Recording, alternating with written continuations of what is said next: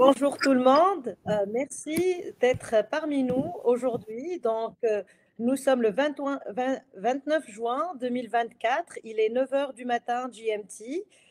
Aujourd'hui, c'est une journée exceptionnelle pour le cluster digital Africa.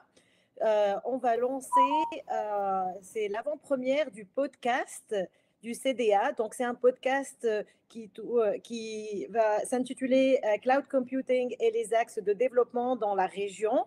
Et surtout, nous sommes très ravis aujourd'hui d'avoir cette avant-première avec l'expert Lamine Belbéchir de l'Algérie. Et bien évidemment, je suis accompagnée avec notre chère Maya, qui est une ambassadrice exceptionnelle, qui fait beaucoup de recherches sur les technologies nouvelles. Bien évidemment, nous sommes aujourd'hui réunis, comme on l'avait dit, pour faire le lancement de notre podcast. Donc, le podcast, juste pour donner une idée de comment ça va se passer, comme c'est la première fois qu'on va lancer ceci. Donc, c'est à peu près une quarantaine de minutes, donc entre 30 et 40 minutes d'interaction pure et dure. Pas de slides, c'est vraiment apprendre à connaître les nouveautés par rapport aux technologies nouvelles. Et à chaque fois, nous allons avoir des experts. Et aujourd'hui, c'est une journée très exceptionnelle, comme on a Monsieur Belhamine avec nous. Donc, on passe à la partie officielle de notre présentation. Encore une fois, merci de vous joindre à nous pour le Cluster Digital Africa. Donc, le Cluster Digital Africa, pour ceux qui sont nouveaux parmi nous, c'est un think tank qui assemble des innovateurs, des experts et des visionnaires qui se focalisent sur les solutions innovantes pour promouvoir l'Afrique et promouvoir le développement socio-économique dans la région, tout en se focalisant sur les cutting edge recherches et aussi la partie technologique révolutionnaire. Donc, je suis Imen Hammer et je suis le lead pour la partie recherche et innovation dans le cluster digital. Aujourd'hui, exceptionnellement, je suis en Tunisie, donc je suis très ravie que pour le lancement, je suis dans mon pays natal. Mais pour les prochaines fois, je vais toujours me connecter un peu partout dans le monde. Donc, si ce n'est pas de la Tunisie, c'est de Boston ou d'autres endroits. Et encore, le cluster digital, il est ouvert à tout le monde, sans exception, africains, non africains, petits, grands, experts, non experts. C'est vraiment inclusif. Donc, soyez parmi nous. N'hésitez pas à poser des questions, soit en écrit ou en vous connectant à nous sur les réseaux sociaux. Donc, encore bienvenue. Donc, avant de passer à l'introduction et la discussion avec notre expert, je vais vous donner une petite idée sur la thématique d'aujourd'hui. Bienvenue à notre podcast, là où on va se focaliser sur l'état de l'art du cloud computing et avec une focalisation sur ce qui se passe dans le monde, mais aussi dans notre région. Donc, le cloud computing, bien évidemment, est une technologie qui a été à multiples reprises représentée dans le Gartner Hype Cycle dans les années précédentes, et elle est devenue un pilier essentiel de la transformation numérique.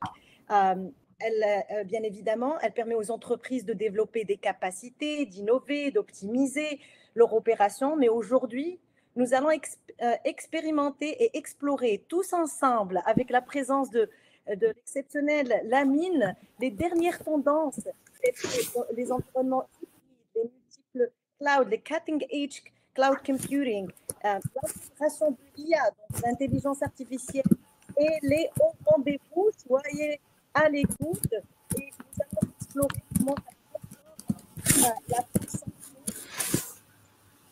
évoluer, peuvent avoir de la valeur ajoutée ressources.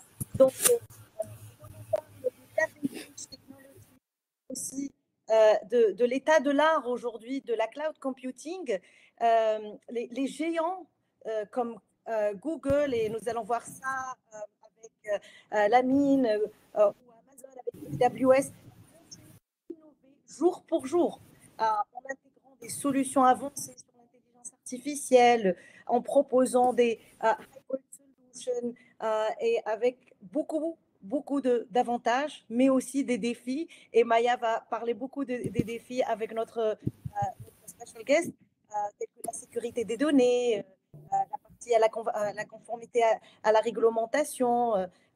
Donc, tout ceci est très important. Donc, dans notre discussion aujourd'hui, nous mettrons la lumière sur comment le cloud computing va faire un paysage économique multidisciplinaire, mais aussi promouvoir des entreprises moyennes et petites entreprises dans la région, et pourquoi c'est devenu critique pour nous tous d'avoir des compétences nouvelles dans cette technologie. Notre invité exceptionnel aujourd'hui, entrepreneur, expert en technologie, ainsi que co-host, comme on dit, Maya, qui va être toujours dans ce podcast.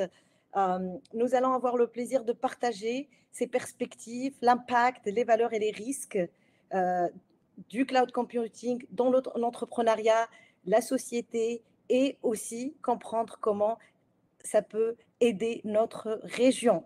Donc, merci beaucoup. Commençons maintenant par notre introduction. Maya, à vous. Merci. Merci Iman, merci. Je suis vraiment ravie de pouvoir concrétiser ce premier épisode du podcast.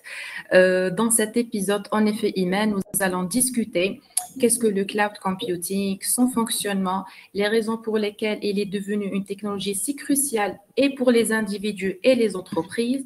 Nous allons explorer également ses avantages, ses défis et ses tendances avec notre cher invité, Monsieur Mohamed Lamine Belbachir, que j'ai eu l'occasion de rencontrer récemment à Constantine. Il a vraiment su apporter une belle vulgarisation de la chose.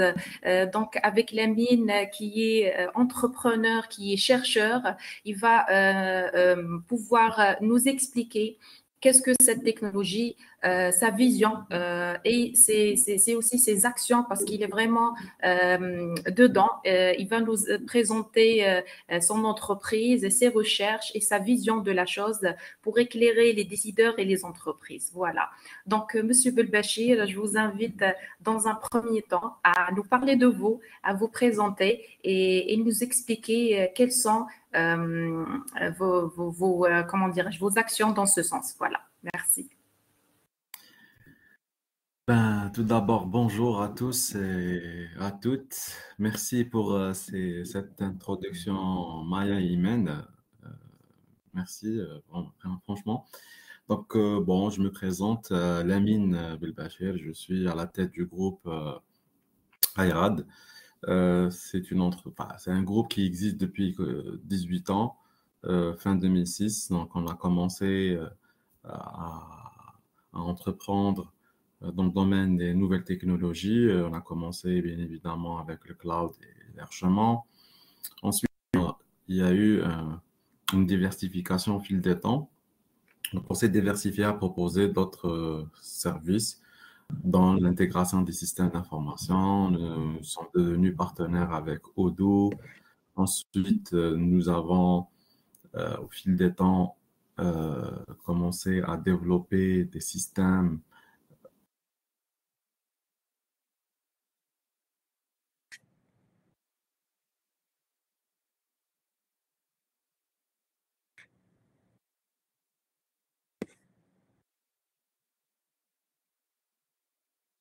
Alors, vous m'entendez?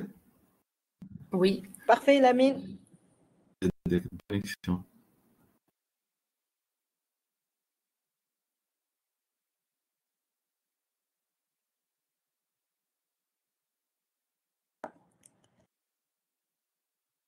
Donc, je pense qu'il y a un challenge de connexion. Donc, pendant que notre cher invité sera parmi nous de nouveau,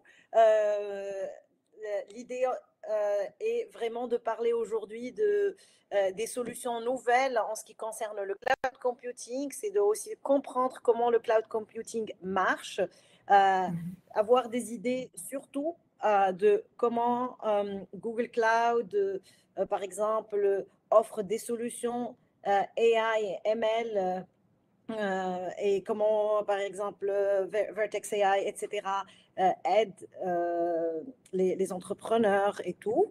Donc, le temps que notre cher invité Il est parmi nous. Excusez-moi, puisse je pense que reconnaître. Voilà, j'ai quelques voilà, parfait. déconnexions. Je pense que c'est mon C'est réseau parmi les défis aussi du cloud, hein, c'est l'infrastructure. Exactement, effectivement. Oui, oui, ouais, Donc, l'infrastructure, c'est majeur. donc, si vous permettez, je reprends. Donc, déjà, je ne sais pas où je me suis arrêté. Donc, sur Avec l'intégration. Odo, vous Ah, avez très fait bien. une convention avec. Très bien. Oui, Donc, nous sommes avec partenaires Odoo, avec yeah. Odoo depuis quand même une dizaine d'années aussi. Nous avons intégré pas mal euh, de systèmes d'information. Donc, Odoo, c'est quoi? C'est un système d'information et de gestion d'entreprise, Enterprise Resource Planning, qui permet à l'entreprise d'être mieux processée, mieux gérée et centraliser le flux d'informations sur une seule base de données, donc que ce soit RH, ressources humaines, paye, stock, achat, vente. Donc, toute l'entreprise travaille sur euh, la même base de données et avec des workflows bien définis. Ensuite, donc l'entreprise a commencé à proposer de l'intégration et du développement from scratch, donc pour des entreprises bien définies, que ce soit pour le gouvernement ou même pour les banques, les assurances et tout ça. Et, euh, et le dernier domaine d'activité, donc, est bien l'intégration des data centers. Pourquoi? Parce que nous avons vu au fil des temps que nous avons eu une expérience dans le cloud et l'hébergement. On s'est dit pourquoi pas proposer ce service et le proposer, de l'outsourcer pour des clients. Et ça a marché. Donc, on a mis en place 2 data centers pour le moment pour 2 clients stratégiques donc, dans le gouvernement. Euh, on est actif aussi dans la partie cybersécurité. Qui dit cloud dit cybersécurité, c'est normal. Donc, bon, aujourd'hui, nous allons parler de l'univers cloud computing pour le définir d'une manière très simple et basique. Euh, le cloud, il est divisé en deux, donc c'est un terme cloud computing. Donc, le cloud veut dire nuage. Computing veut dire calcul. Donc, c'est un calcul dans le nuage. Donc, ce calcul-là nécessite aussi une donnée. Cette donnée est stockée quelque part dans le nuage. Donc, nous avons la notion calcul et nous avons la notion aussi stockage ou données. Donc, le cloud computing traite les deux notions. Ensuite, en fait, le cloud computing existe depuis les années 80, donc pas avec les technologies bien avancées qu'on voit aujourd'hui, mais cette notion que je vous ai parlé de calcul et de données existe depuis un bon moment. Mais ça s'est développé.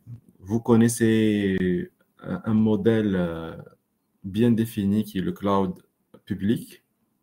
Ça, tout le monde l'utilise au quotidien.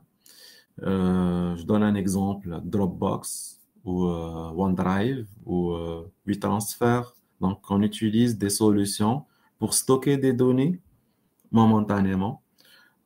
Aussi, la plateforme Facebook, elle fait du calcul et elle stocke des données, des images, des vidéos, du contenu Donc, c'est une plateforme SaaS, Software as a Service, comme aussi le stockage as a service, donc comme aussi le CRM, on peut voir par exemple Mailjet ou des solutions de mailing, des solutions d'SMSing, des solutions de calcul, des solutions de facturation, de la messagerie aussi en ligne, des calendriers en ligne. Donc tout ce que vous voyez aujourd'hui, c'est du cloud public.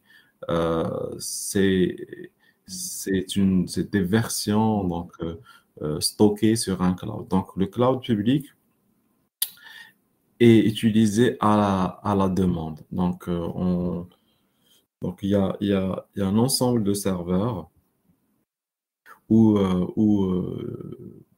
un utilisateur ou un client lambda peut demander des ressources bien définies avec un temps défini. Versus le cloud privé. Ce cloud privé, en fait, est la même chose qu'un cloud public, sauf que il est dédié, donc ses ressources matérielles sont dédiées à une entreprise. Donc, il n'y a pas d'autres clients qui partagent cette ressource. Donc là, nous avons la notion sécurité, la notion de qualification de ressources, nous avons le dimensionnement et nous avons aussi le single point of failure, c'est-à-dire on évite un cas de panne, un cas d'intrusion, des cas, il y a plusieurs cas. Donc en fait, et ce mode de déploiement, il est beaucoup plus pris par les banques, par exemple, qui nécessitent une meilleure sécurité, les industriels aussi, les télécoms. Donc, nous avons pas mal de secteurs qui sont névralgiques, qui ont besoin des ressources dédiées, donc cloud privé. Et nous avons un autre modèle qui s'appelle le cloud hybride. C'est un cloud qui est commun entre public et privé. Et ce cloud-là, donc hybride, a été développé aujourd'hui pour répondre à un besoin euh, d'utilisateurs. C'est-à-dire il y a des utilisateurs qui n'ont pas besoin d'accéder à un cloud privé parce qu'il coûte cher, parce que c'est des ressources qui sont dédiées. Et vu la notion de mondialisation de l'utilisateur, donc l'utilisateur peut être en Chine, on peut être aux États-Unis. Donc, on ne peut pas mettre un cloud privé en Chine, aux États-Unis, en Russie, en Australie, en Palestine. Donc, on ne peut pas mettre toutes ces, ces ressources dédiées. Donc, le cloud hybride met en place un cloud public, donc avec des ressources partagées, et un cloud privé pour certaines utilisations. Voilà donc les modèles de déploiement. Ensuite, comme je vous ai parlé tout à l'heure, donc il y a la notion software as a service. On utilise le cloud en tant que service sur le navigateur avec un utilisateur mot de passe. On accède à une application et on peut l'utiliser. Ça, c'est ce qu'on appelle software as a service. Mais aussi, pour les ingénieurs, pour les développeurs, il y a la notion PaaS, donc Platform as a Service, là où on utilise des bases de données, des serveurs d'application, des bibliothèques. Et à ce moment-là, donc, en fait, les développeurs, on leur facilite la tâche à développer, donc ils se concentrent sur leur métier. Pour les ingénieurs infrastructure, donc il y a l'infrastructure as a service, ou ce qu'on appelle l'IaaS. Et là où il y a un mode applicatif, donc software as a service et plateforme as a service, mais aussi la notion réseau, notion stockage, notion serveur, donc une gestion beaucoup plus étendue.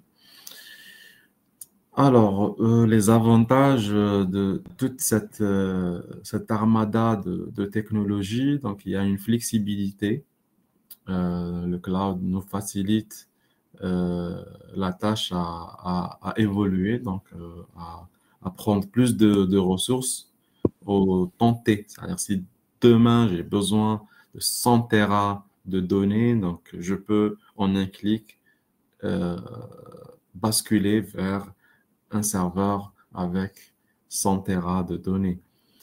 Donc, Et justement, ici, Lamine, merci vraiment d'avoir clarifié pour notre audience un peu la notion de cloud, parce que euh, si on veut vraiment simplifier la chose, parce qu'aujourd'hui, notre audience, elle est vraiment diverse et on a des étudiants, des professionnels, des experts et peut-être même des personnes qui ne sont pas du domaine de l'IT. Donc, si, par exemple, une personne à un smartphone où ils sont utilisés les social media.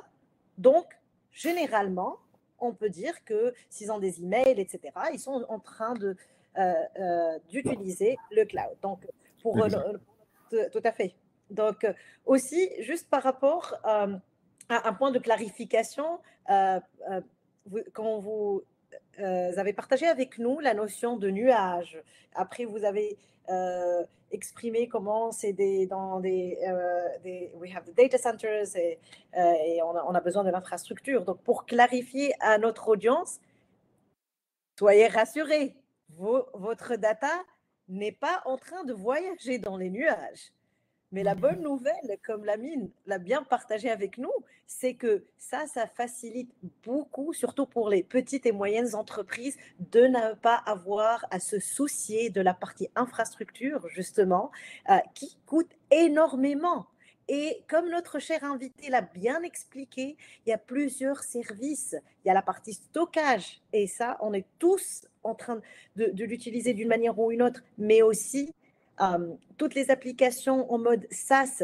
Et je viens de partager avec vous comme les short forms, donc SaaS, la partie PaaS, PaaS et IaaS ou IaaS, yes. donc Entre autres. IaaS ou IaaS comme on est en français, comme on le dit. Donc ça, c'est vraiment très important pour nous de comprendre que cloud, ce n'est pas quelque chose de futuriste dans le sens où elle a beaucoup de futur, mais c'est quelque chose qu'on est en train de vivre et on doit vraiment s'y accrocher et comprendre. Donc, en fait, Lamine, c'est une bonne opportunité ici de vous poser une question. Selon votre expérience en tant qu'entrepreneur, comment utilisez-vous ces solutions, ces différents types de cloud comme ça, notre audience peut se reconnaître et peut comprendre comment ils peuvent commencer à l'utiliser. Si vous pouvez partager avec nous un ou deux exemples, s'il vous plaît. Vous voulez dire l'utilisation ou comment? C'est plus l'utilisation dans le sens où vous, en tant qu'entrepreneur, en tant que chercheur, comment vous utilisez le cloud en day-to-day et est-ce qu'il y a des solutions que vous envisagez comme ça? Notre audience peut identifier ces solutions et comprendre comment interagir avec le cloud. Parfait, très bien. Alors, oui, bah, aujourd'hui, s'il n'y avait pas de cloud, nous n'aurions pas eu Facebook, nous n'aurions pas eu les réseaux sociaux, nous n'aurions pas eu même les sociétés de streaming comme Netflix, comme Prime et tout ça.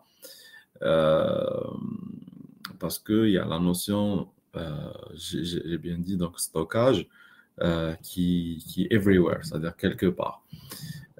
Et l'accès à cette donnée, elle est aussi everywhere. C'est-à-dire, là où on est, on pourra accéder à notre donnée.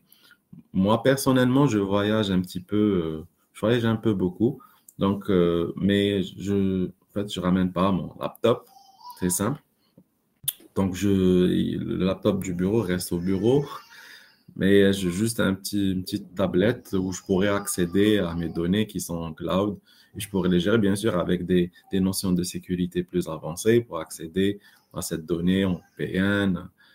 Donc, il y a il y a des comment dirais-je, des couches de sécurité pour pouvoir accéder. Mais, je veux dire, la productivité est liée. C'est-à-dire, aujourd'hui, un DG, un PDG pourra accéder à ces informations d'une manière instantanée et là où il pourra prendre aussi la prise de décision, la decision making, donc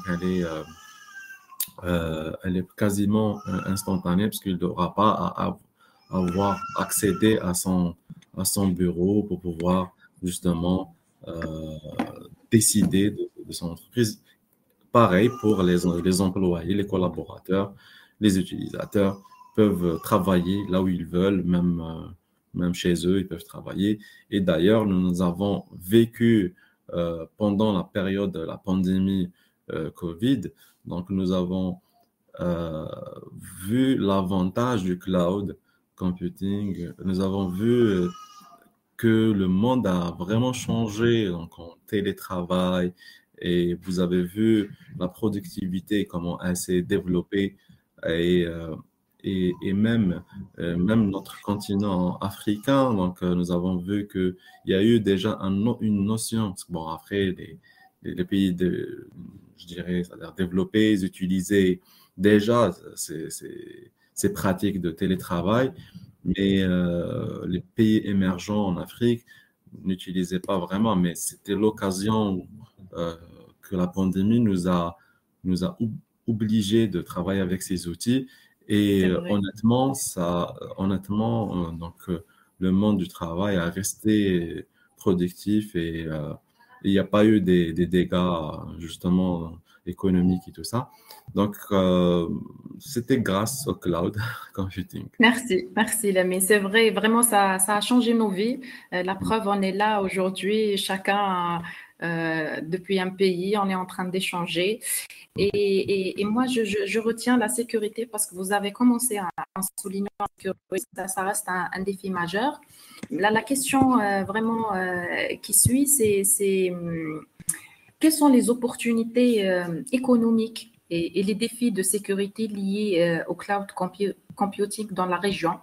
Ma question aussi, c'est, on aimerait bien aussi que vous nous dévoiliez aussi simplifier aussi la notion de sécurité, la sécurité multifactorielle. Donc, si vous pouvez nous éclairer sur cet aspect pour vraiment montrer le besoin de travailler sur la notion de sécurité parce que chaque pays aujourd'hui a compris avec la COVID, avec tout ce qui se passe aujourd'hui dans le monde et les difficultés et les challenges. Donc, chacun sensibilise à ce que les données soient au niveau régional.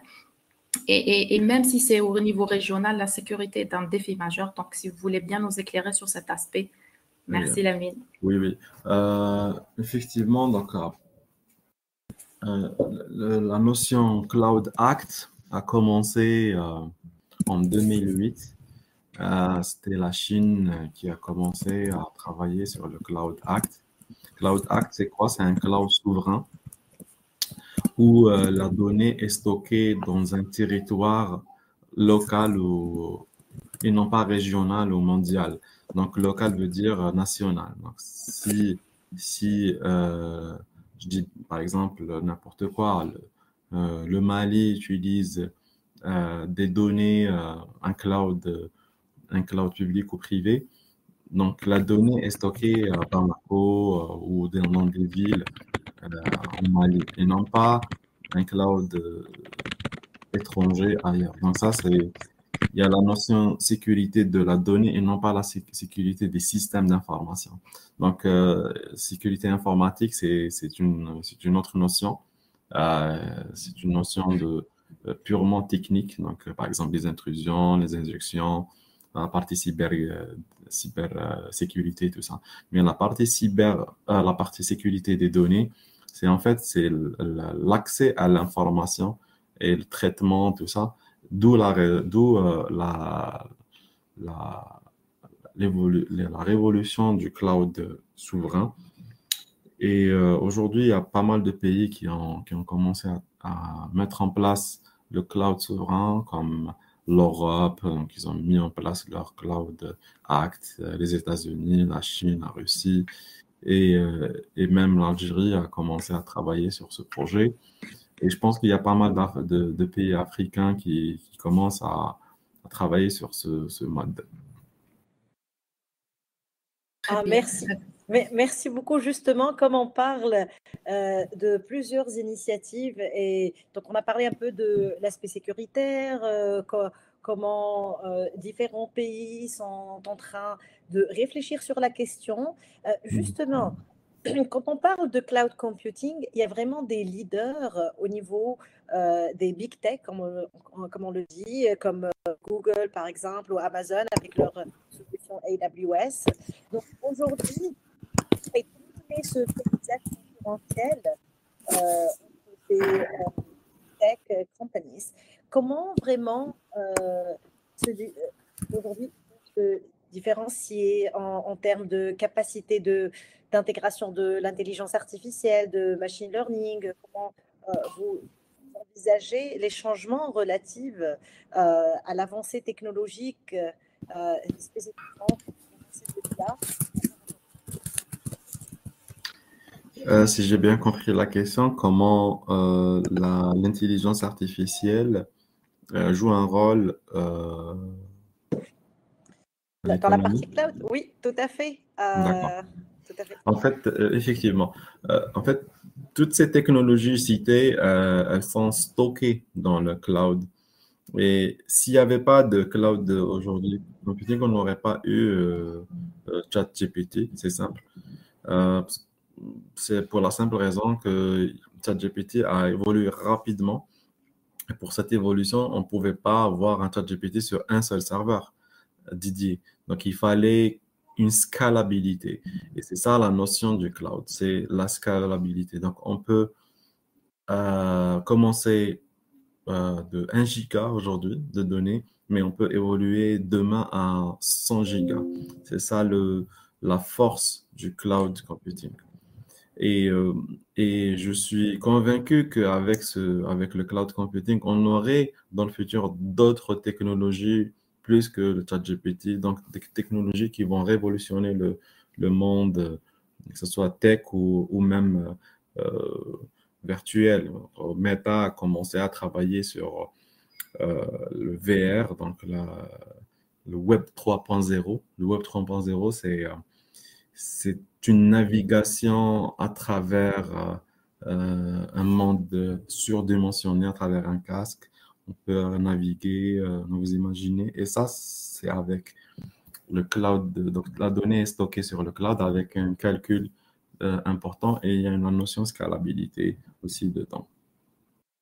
Merci, Monsieur Lamine. Donc, je vous rejoins parce que avant, si on revient dans l'histoire, les données étaient structurées, leur traitement, c'était pas aussi compliqué qu'aujourd'hui. Aujourd'hui, si on parle d'intelligence artificielle, comme vous l'avez introduit, Iman, l'intelligence artificielle, elle doit se nourrir de données. Et ces données, où est-ce qu'on les trouve? C'est au niveau du cloud. Donc, le cloud, il aide vraiment parce qu'il aide à la stocker et ensuite, elle va être traitée pour avoir des décisions.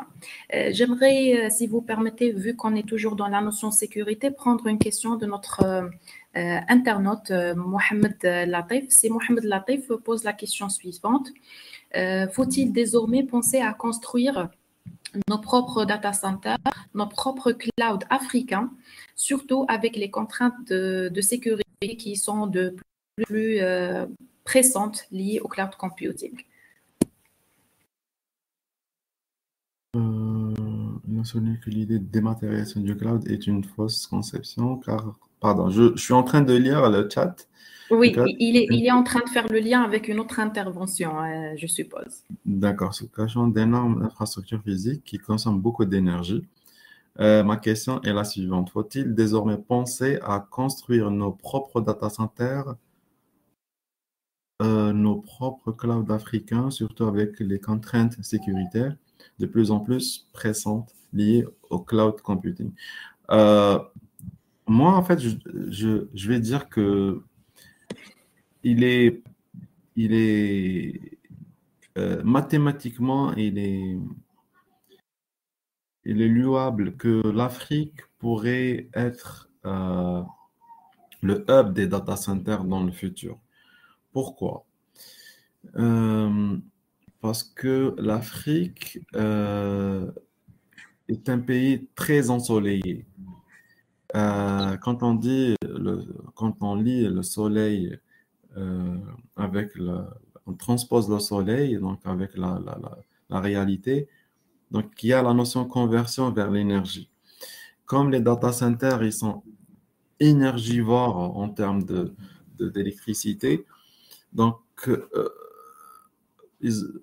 avec la technologie de, le photovoltaïque et tout ça, on pourra construire des data centers qui ne coûteront pas cher. Parce qu'un data center coûte cher en termes d'énergie, en termes de cooling, donc de refroidissement, en termes de matériel, en termes de sécurité, en termes de gestion, en termes de bande passante. Et si cette réflexion stratégique de construction de plusieurs hubs de data centers, moi je vois bien que l'Afrique puisse avoir ses propres hubs. Donc l'Algérie connectée avec le Mali avec le Sénégal avec l'Afrique du Sud, le Cameroun, la Côte d'Ivoire, l'Est, l'Ouest. Donc tous ces hubs-là donc, seront connectés en direct. Et bien évidemment, donc c'est des pays où le taux d'ensoleillement est plus important et je pense qu'il est pratiquement à 90%. L'Algérie elle est à 94%.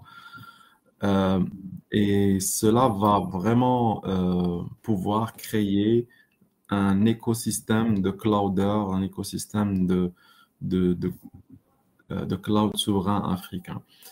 Donc là, je partage sa réflexion, donc le monsieur, en disant qu'on pourra aller vers un cloud souverain, je suis d'accord. La deuxième question, le fait de déléguer ou stocker nos données dans des serveurs distants, est-ce que ça ne nous fait pas perdre notre souveraineté numérique?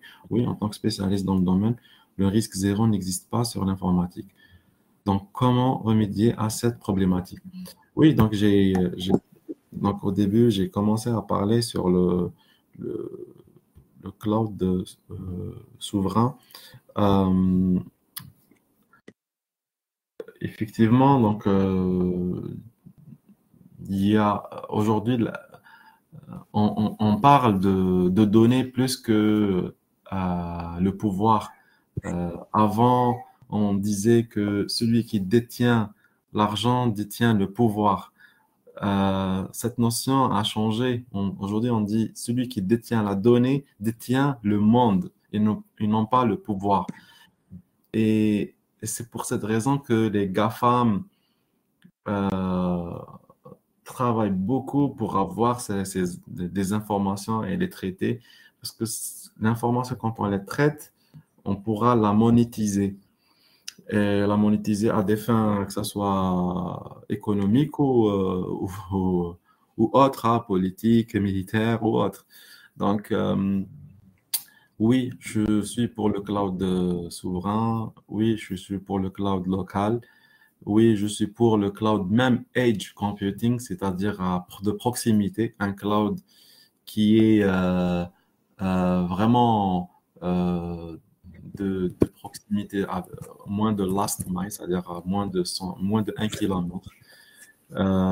Ça permettra une meilleure connectivité, une meilleure latency, c'est-à-dire la latence, elle est très réduite. La 5G, en tout cas, va faire une pression sur le edge computing à évoluer, hein. Et justement, parlant de edge computing, donc aujourd'hui, c'est une notion qu'on entend de plus en plus. Donc, c'est une opportunité justement. Comment le edge computing est de plus en plus mentionné à côté des services cloud traditionnels. C'est un cas d'utilisation euh, pour les entrepreneurs ou pour les entreprises établies. Pour le edge computing, Oui. il a été, il a été développé avec la promulgation de la notion ville intelligente. La ville intelligente, c'est une ville ultra connectée où on retrouve des voitures connectées, autonomes, et des systèmes de surveillance avec télédétection, avec l'intelligence artificielle. Et là, il y a énormément de données euh, qui circulent. Et ces données-là donc, ne peuvent pas s'envoyer à l'international et revenir. Donc, un data center stock du cloud, par exemple aux États-Unis, ne pourra pas recevoir tout le flux d'une ville intelligente. Euh, Vous imaginez donc une vidéo qui a à 5 mégasecondes, donc qui va surveiller, par exemple, 1 milliard de population chinoise. Donc, je vous laisse calculer le flux de données.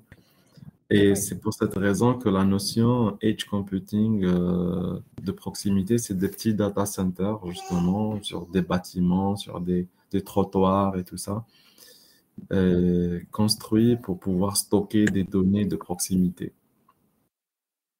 Et tout à fait, Lamine, nous aurons un podcast dédié justement au edge computing.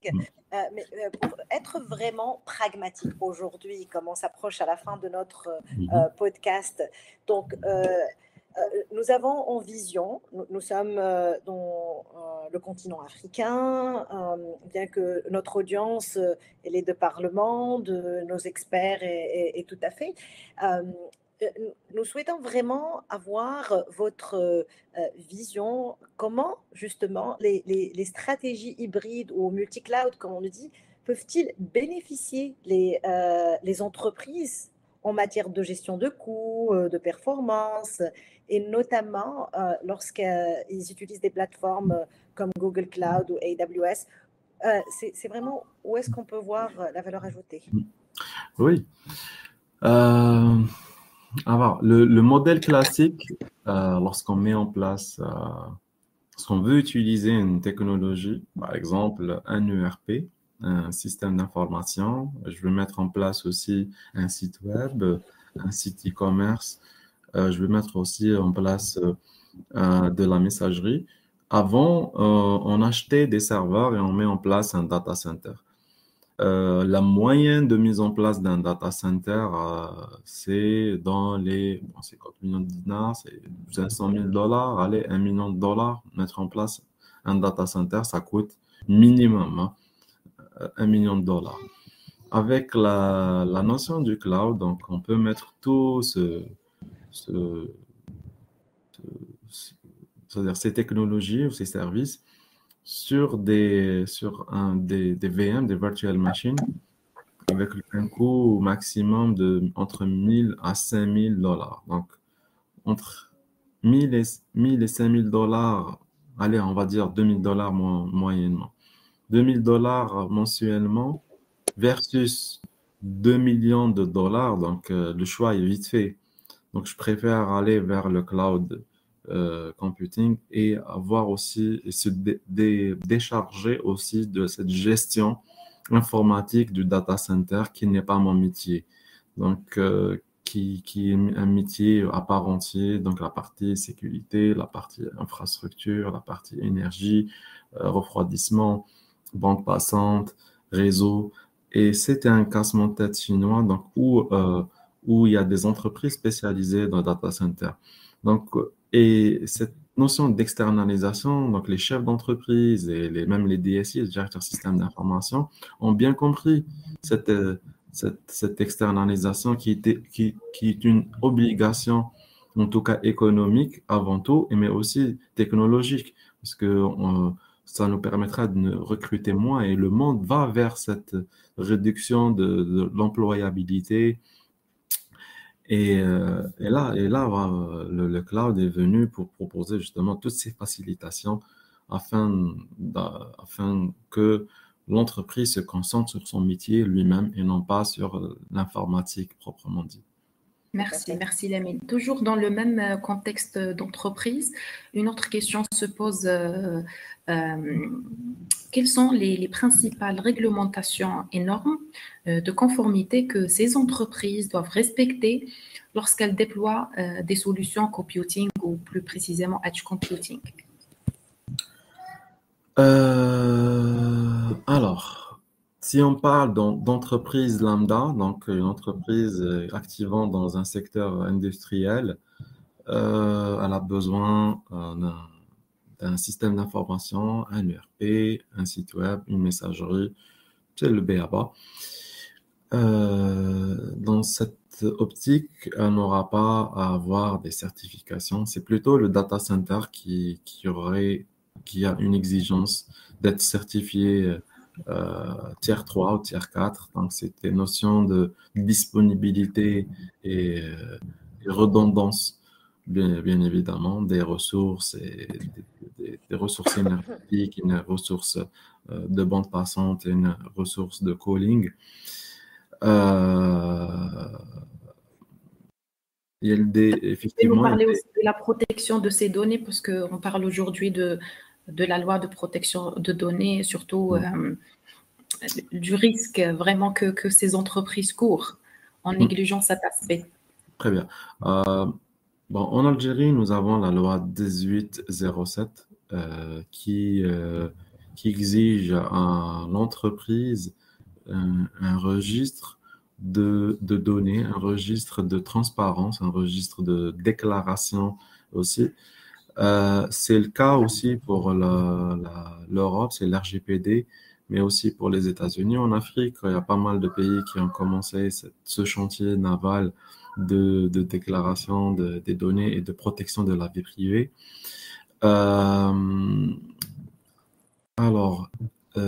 Effectivement, dans cette réglementation, il y a une exigence de cloud souverain, de proximité de données au niveau local. Je reviens vers la certification. Il y a une certification de sécurité ISO 27001 jusqu'à la 27027 qui a une certaine, je dirais, une certaine exigence de sécurité, exigence de process à mettre en place pour l'entreprise afin de sécuriser la donnée, mais aussi la vie privée de l'utilisateur. Et justement, Lamine, nous sommes vraiment très ravis de toutes ces insightful information, comme on le dit. Donc, plusieurs informations que vous avez partagées avec nous. Nous sommes un continent qui a beaucoup de potentiel quand ça vient aux jeunes. Et on ne peut pas parler de cloud computing justement sans parler des jeunes et particulièrement en quoi le cloud computing peut-il renforcer les capacités des étudiants et soutenir le développement en Afrique, notamment à travers des initiatives ou des programmes ou des accès à certaines technologies avancées. C'est vraiment très important aujourd'hui pour nos auditeurs d'avoir une idée de comment ils peuvent utiliser cette technologie quand ils sont des étudiants ou autres. C'est bien réfléchi. Merci pour cette question, Iman. L'Afrique est un pays très jeune, je vous l'accorde, et c'est une force. Et cette force, il faut l'utiliser parce qu'il y a des opportunités à saisir. Cette technologie évolue très vite et l'Afrique a besoin de mettre en place dans l'urgence un système et une stratégie technologique qui permettra une résilience plus importante dans le futur et la protection de l'information et de la donnée, parce que le decision making doit rester en Afrique, le decision making doit rester local, le decision making ne doit pas être, je dirais, influencé par d'autres pays. Nos jeunes ont des talents et d'ailleurs, quand vous voyez le cloud computing, ce sont des jeunes qui l'utilisent, ce sont les jeunes qui le développent. Je néglige pas, donc quand je dis jeunes, donc c'est la génération Z. Nous. Mais je néglige pas les Maya seniors, veut je penser qu'elle est néglige pas génération Z, c'est bien. les vétérans, je néglige pas les vétérans parce que ils ont aussi un rôle très important au développement de cette technologie en matière aussi de, de compétences, mais aussi de transmission de savoir-faire, parce que là, le savoir-faire est aussi très important, ou faire savoir, transmettre, ou faire faire. Ça, c'est très important à le donner pour nos jeunes. Ils ont besoin de guidance, ils ont besoin d'une roadmap. Cette roadmap, il faut qu'elle soit mise en place par euh, nos experts pour pouvoir la déployer via nos jeunes qui ont beaucoup de potentiel, qui sont dynamiques. Et on a de l'espoir, donc je suis Oui, pertinemment sûr que dans le futur, oui, l'Afrique aura ses propres data centers, ses propres clouds, et maybe d'autres technologies qui vont se développer en Afrique. Et d'ailleurs, quand on voit les startups récentes et l'écosystème qui a été développé en Afrique en termes d'idées innovantes, il y a un espoir très prometteur. oui. Merci beaucoup, Lamine. Qu'est-ce qui est meilleur que l'espoir pour Ouais. clôturer notre premier podcast? Parce que pour nous, c'est aussi un espoir qu'on ait des discussions pareilles avec des experts et de partager ce podcast avec l'exceptionnel Maya. C'est vraiment un plaisir parce que bien avant la mise en prod d'aujourd'hui, Maya avec moi-même et aussi Djibril qui fait beaucoup de travaux dans le back-office. C'est des mois de travail et aujourd'hui on est là. Donc bravo, bravo Maya, bravo Djibril. C'est vraiment exceptionnel d'être ici. Donc le cloud, beaucoup de belles choses. Nous avons eu une très belle interaction aussi de notre auditeur, Monsieur Latif. Il y a plusieurs sujets qui se raccordent au cloud computing, comme le quantum computing. C'est un sujet vraiment très, très innovateur, mais il y a beaucoup de défis quand ça vient à ça, et nous allons en parler. C'est noté, ça va être dans les podcasts futurs aussi, le edge computing, plusieurs belles choses. N'hésitez pas à nous contacter. Comme vous pouvez le voir, vous avez le moyen de contacter le CDA, de proposer les sujets qui vous intéressent. Mais franchement, un gros bravo, Lamine et Maya, Djibril. C'est très beau, le cloud, beaucoup de belles choses. Et on va continuer à en savoir plus. Merci encore. Donc, à très Merci bientôt. à Maya. Je profite de Merci. l'occasion de remercier Maya de son suivi, de son acharnement. Avec Je plaisir. vous remercie aussi, Imen, et toute l'équipe qui travaille dessus sur le cluster digital.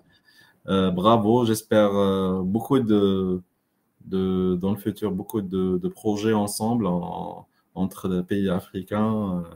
Et voilà, donc à bientôt, Inch'Allah. Merci. À Et merci bientôt. aussi aux participants qui ont posé des questions. Merci. Restez connectés, les podcasts continuent. Ouais, merci. Allez, au revoir. Merci, au revoir. Salut, Au au revoir. revoir. Au revoir.